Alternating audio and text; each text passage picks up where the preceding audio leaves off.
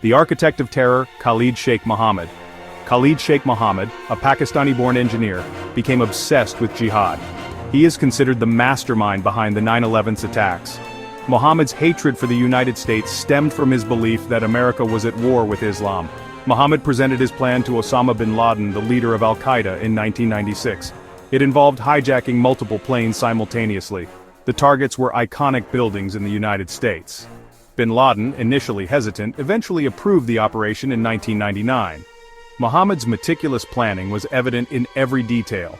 He chose specific targets for their symbolic value. He recruited individuals willing to die for the cause, and he oversaw their training, ensuring they were prepared for their deadly mission. The 9/11 attacks were the culmination of years of planning. Mohammed's role as the architect of this horrific event cemented his place in history as one of the most notorious terrorists of all time. Al-Qaeda, meaning the base, was founded by Osama bin Laden in the late 1980s. The group's goal was to expel foreign influence from Muslim lands. They saw the United States as their primary enemy.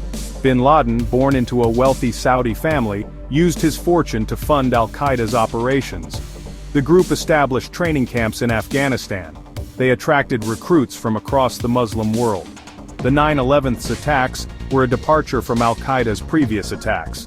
Those attacks focused on U.S. military and diplomatic targets.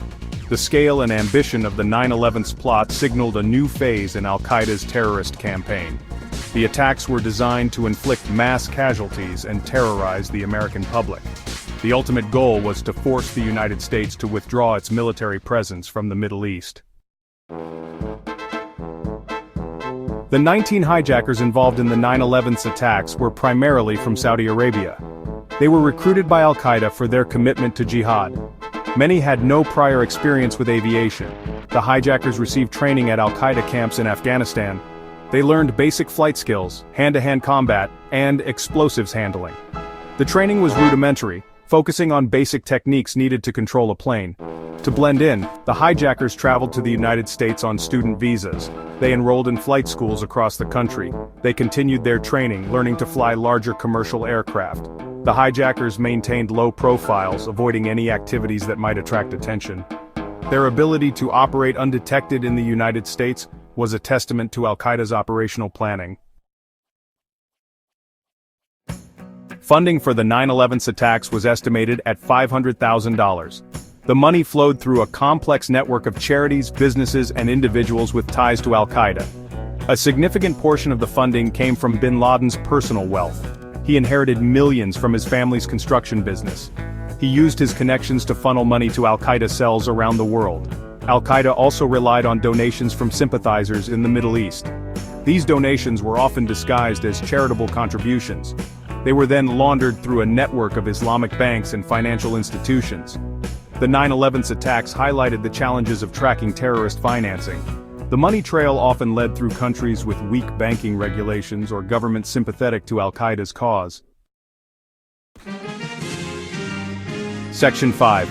Red flags, ignored intelligence failures, and missed signals. In the months leading up to 9/11, there were multiple warnings of a potential attack. Intelligence agencies received reports of al-Qaeda operatives planning to hijack planes. The CIA knew that Khalid Sheikh Mohammed was planning a major attack on the United States, however they failed to share this information with the FBI. The FBI, meanwhile, was investigating several individuals who would later become hijackers. Communication breakdowns between intelligence agencies hampered efforts to prevent the attacks. The CIA and FBI operated in silos. They were reluctant to share information with each other. In addition, there were missed opportunities to apprehend the hijackers. Some of them were on terrorist watch lists. Others had overstayed their visas. However, these red flags were not acted upon. Section 6. September 11, 2001.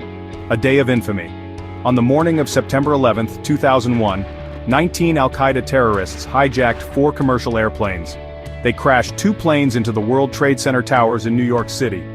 The impact of the first plane, American Airlines Flight 11, into the North Tower sent shockwaves across the nation. As smoke and debris billowed from the gaping hole in the skyscraper, news crews rushed to the scene, broadcasting the unfolding horror live on television. Minutes later, United Airlines Flight 175 struck the South Tower, The impact, witnessed by millions around the world, confirmed that this was no accident. America was under attack. A third plane, American Airlines Flight 77, crashed into the Pentagon in Arlington, Virginia. The impact, a powerful symbol of American military might, caused a partial collapse of the building. The fourth plane, United Airlines Flight 93, crashed in a field in Shanksville, Pennsylvania.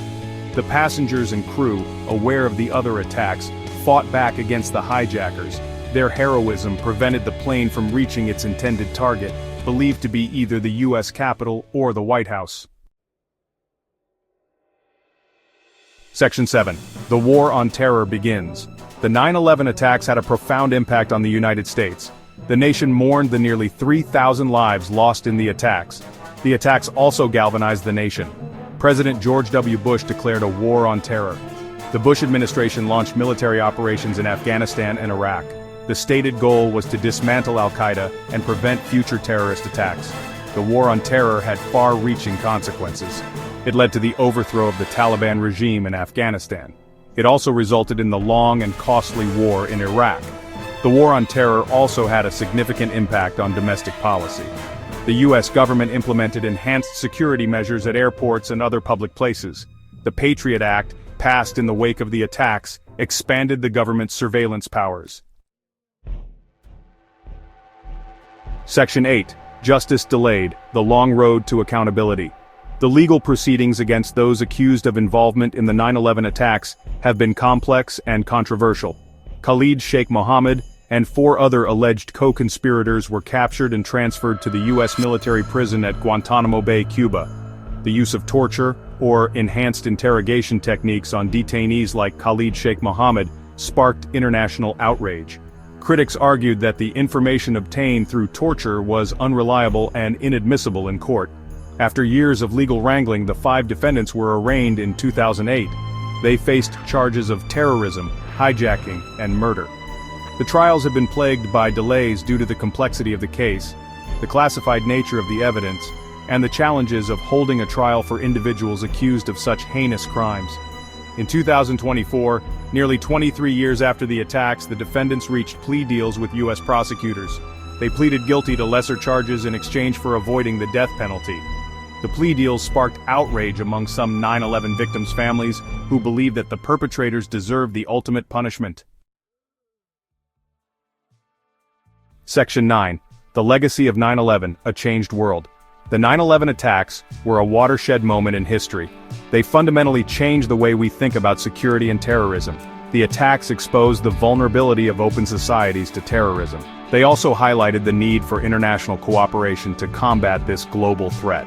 The legacy of 9/11 continues to shape our world today. The war on terror, launched in response to the attacks, has had a profound impact on global politics and security. The rise of new terrorist groups, such as ISIS, has demonstrated that the threat of terrorism is constantly evolving. The 9/11 attacks also serve as a reminder of the human cost of hatred and intolerance. The victims of the attacks came from over 90 countries, representing a diverse cross-section of humanity. Their deaths remind us of the importance of tolerance, understanding, and respect for all people. The 9/11 attacks were a tragedy of unimaginable proportions, but they also inspired acts of extraordinary courage and compassion. First responders risked their lives to save others. Ordinary citizens showed remarkable resilience in the face of adversity. The legacy of 9/11 is a complex one marked by both tragedy and hope. It is a legacy that will continue to shape our world for generations to come.